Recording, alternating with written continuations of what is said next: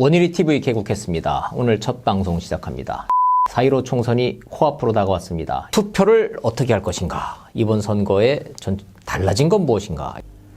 가만히 생각을 해보니까 유권자 여러분의 절반 정도가 투표장에 안 가고 계십니다. 투표율이 그걸 말해주고 있어요. 4년 전에 58%였고 그 4년 전, 8년 전에는 54%였고 2008년도에는 46%밖에 안 됐습니다. 유권자의 절반 정도는 투표장을 안 가보셨기 때문에 투표장이 어떻게 생겼는지, 투표함이 어떻게 생겼는지, 투표 용지는 어떻게 생겼는지 이번엔 더더구나 더 달라지기 때문에 이거 좀 설명을 좀 드려야 되겠다 이런 생각입니다. 선거제도가 매우 복잡하고 어려워졌습니다. 근데 정치가 재미없다고 하는데 알고 보면 코미디보다 더 재밌는 게 정치예요. 적확한 비유가 아니라고요. 저도 우프입니다.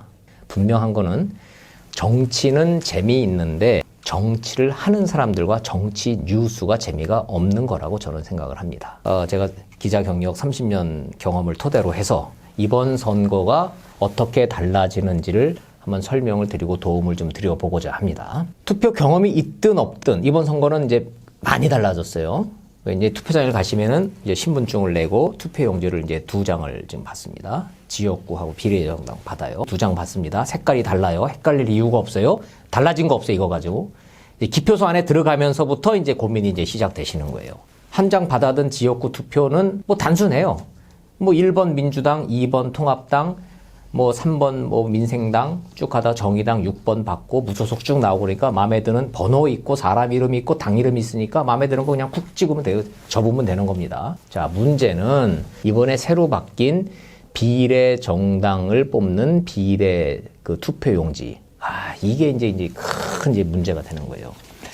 지난번 선거 때 등록 정당 수가 25개였고요. 그 중에 21개 정당이 이 후보를 내다 보니까 투표용지가 33cm가 넘었었어요.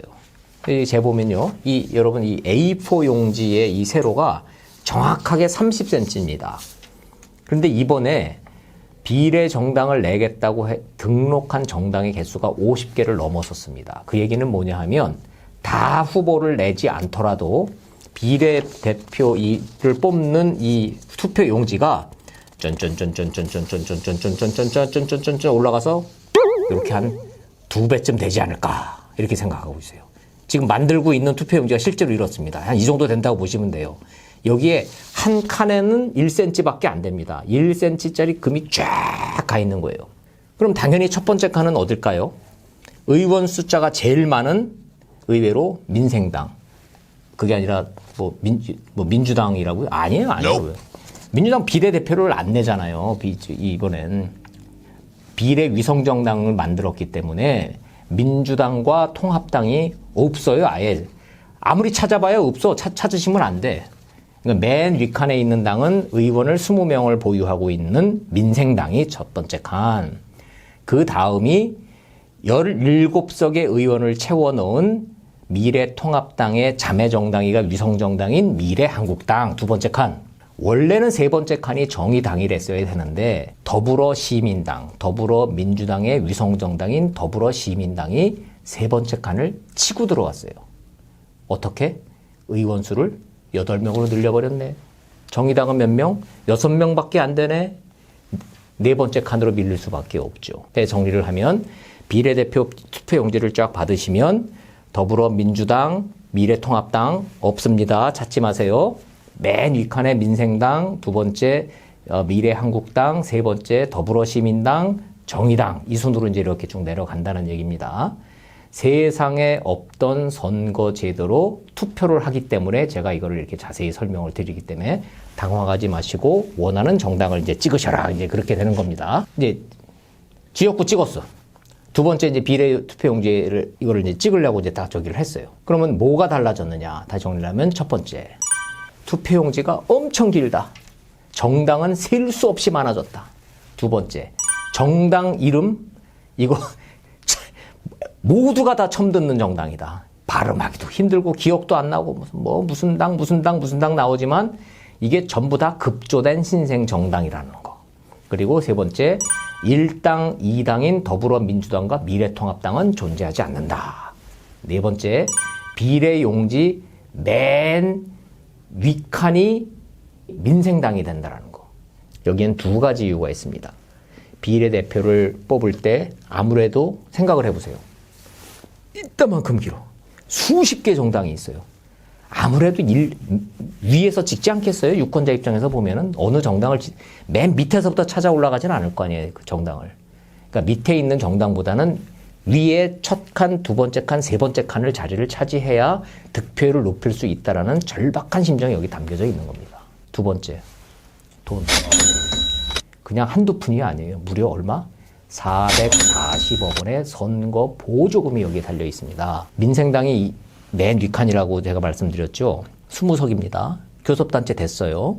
미래한국당 현재 17석인데 이거 3명만 더 채워놓으면 20석 만드는 거 일도 아니에요. 만들겠다는 거예요. 그럼 이제 20석 되는 겁니다. 그럼 어떻게 되겠어요? 기존의 정당들, 더불어민주당과 미래통합당, 뭐 100석 넘으니까 이 4개 당이 전체 국고 선거 보조금 440억을 반으로 뚝 잘라서 220억을 n분의 1로 딱 나누는 거예요. 4등분. 얼마씩입니까? 55억씩 돈이 들어오는 거예요.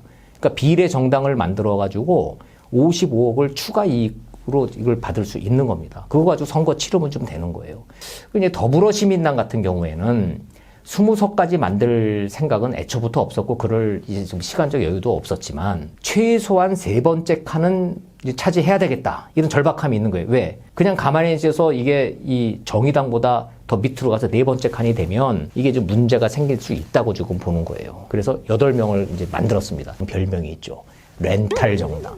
나중에 이제 선거 끝나고 나면 뭐 통합을 하거나 돌아오면 되는 거니까 그때 가서 이 선거만 잘 치르면 된다. 이게 지금 이 각 정당들이 비례 용지에 적혀 있는 정당들의 지금 속 사정입니다. 연동형 비례대표제라고 하는 세상에 없던 제도가 만들어졌고, 우리는 한 번도 경험해보지 못한 제도 아래서 투표를 좀 해야 된다, 이겁니다. 이 투표 행위가 여러분들이 이 기나긴 투표용지를 받아들고 내가 어디를 찍어야 된다는 걸 미리 아시지 않으면 이 표가 사표가 되는 거고, 여러분들이 찍어야고 싶은 정당을 제대로 찍지 못하는 상황이 되는 거예요. 여러분들 특히 만 18세 첫 선거를 치르게 되는 유권자가 50만 명입니다. 이분들 중에 혹시 이 방송 보시는 분 있으면 투표용지를 받아들고 내가 당황하지 말아야 되겠다. 엄청 길다. 당이 엄청 많다. 그런데 그중에서 이러이러한 내용들이 있다. 잘 기억하시고 한 표 꼭 행사하시기 바랍니다. 고맙습니다.